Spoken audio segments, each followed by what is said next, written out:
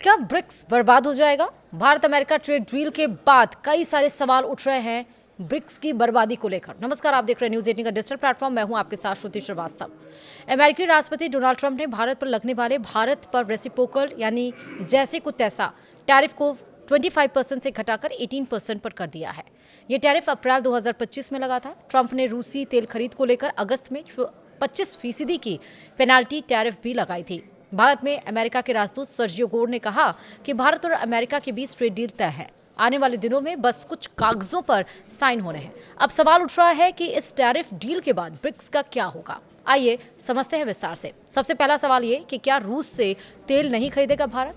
दरअसल ट्रंप ने कहा है कि भारत रूस से तेल नहीं खरीदेगा। हालांकि बाकी बिजनेस पर स्थिति स्पष्ट नहीं की है। ट्रंप ने सोमवार को ट्रूथ सोशल पर लिखा कि पीएम मोदी ने रूस से तेल की खरीद बंद करने पर सहमति जताई है। भारत अब अमेरिका से ज्यादा तेल खरीदेगा और इसके अलावा वेनेजुएला से तेल खरीदने की संभावना पर भी बात हुई।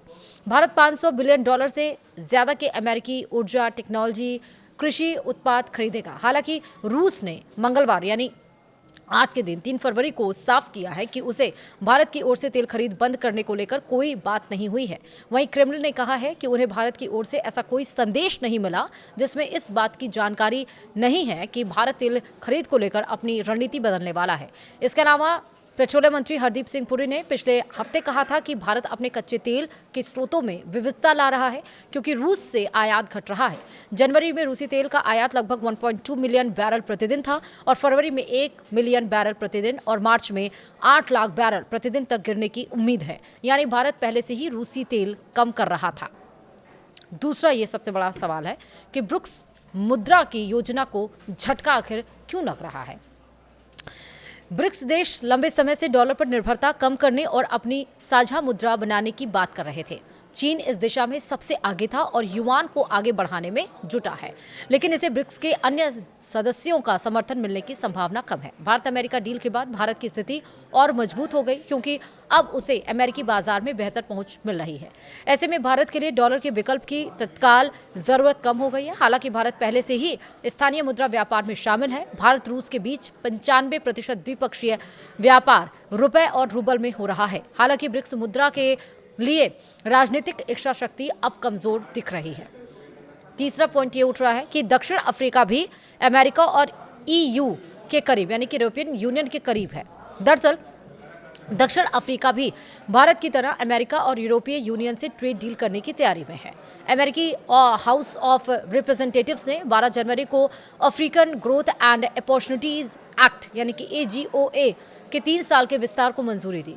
यह कानून 32 देशों के 1800 से अधिक उत्पादों को टैरिफ फ्री पहुंच देता है और इस एक्ट पर सीनेट में वोट की उम्मीद है। उसके बाद यह ट्रंप के साइन के लिए जाएगा। दक्षिण अफ्रीका 2023 में AGOA के तहत दूसरा सबसे बड़ा निर्यातक था। अब वह यूरोपीय यूनियन के साथ भी अपने संबंधों को मजबूत कर रहा है। दक्षिण अफ्रीका EU का सब सहारा अफ्रीका में सबसे बड़ा व्यापारिक साझेदार है। 2024 में इसने कुल 49 बिलियन यूरो का व्यापार किया। इससे पता चलता है कि ब्रिक्स के सदस्य देश अपने राष्ट्रीय हित को प्राथमिकता दे रहे हैं और पश्चिमी देशों के साथ व्यापारिक संबंध मजबूत कर रहे हैं। चौथा जो पॉइंट उठ रहा है कि क्या ब्रिक्स खत्म हो जाएगा ट्रेड डील के बाद? चौथा पॉइंट यह है कि ब्रिक्स की बैठक भारत में बड़े फैसलों की उम्मीद कम है। जी हां, 2026 में ब्रिक्स शिखर सम्मेलन भारत में होना है। भारत ने 1 जनवरी 2026 को ब्राजील से ब्रिक्स की अध्यक्षता संभाली। पीएम मोदी ने रियो डी जेनेरियो में 17वीं ब्रिक्स शिखर सम्मेलन में कहा था कि वे ब्रिक्स को नया रूप देंगे, लेकिन अब अमेरिका के साथ ट्रेड डील होने के बाद भारत के लिए ब्रिक्स में क्रांतिकारी फैसला लेना मुश्किल होगा। भारत और अमेरिका और पश्चिमी देशों के साथ बेहतर होते संबंधों को संतुलित करना होगा, इसलिए बड़े फैसलों की उम्मीद कम ही दिख रही है। ब्रिक्स अब सिर्फ 5 देशों का समूह नहीं रह गया। 2024 में मिस्र, इथियोपिया, ईरान, सऊदी अरब और UAE शामिल हुए हैं। 2025 में इंडोनेशिया भी शामिल हुआ, जो दक्षिण पूर्व एशिया का पहला सदस्य बना। 2025 में 10 साझेदार देश भी शामिल हुए: Belarus, Bolivia, Cuba, Kazakhstan, Malaysia, Nigeria, Thailand, Uganda, Uzbekistan, Vietnam. लेकिन यह विस्तार ही ब्रिक्स की सबसे बड़ी चुनौती बन गया है। अलग अलग राजनीतिक और आर्थिक हितों वाले इतने सारे देशों में सहमति बनना बेहद मुश्किल है। इसलिए सवाल उठ रहा है कि क्या भारत और अमेरिका के ट्रेड डील के बाद ब्रिक्स का नुकसान होगा? क्या ब्रिक्स खत्म हो जाएगा? आपका क्या सोचना है वीडियो पे? वीडियो में इतना ही। नमस्कार।